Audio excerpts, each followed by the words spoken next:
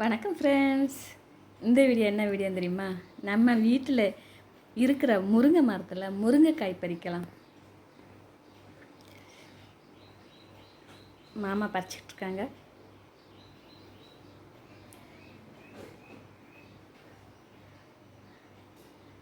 நேற்று பறிக்கலாம் பார்த்தா மேலே ஏற என்னால் முடியல. ஒரு பக்கத்தில் ஒரு மூணு முருங்கைக்காய் இருந்துச்சு, அதை பறித்து குழம்பு வச்சாச்சு.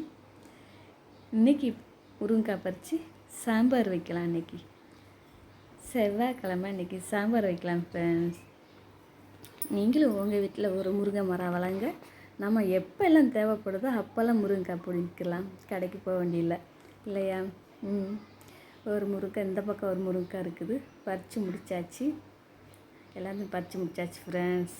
முருங்கைக்காய் எப்படி இருக்குது? இந்த முருங்கைக்காய் அவ்வளோ டேஸ்ட்டாக இருக்கும். இந்த வீடியோ பிடிச்சா உங்களுக்கு லைக் பண்ணுங்கள், ஷேர் பண்ணுங்கள், கமெண்ட் பண்ணுங்கள். பாய்.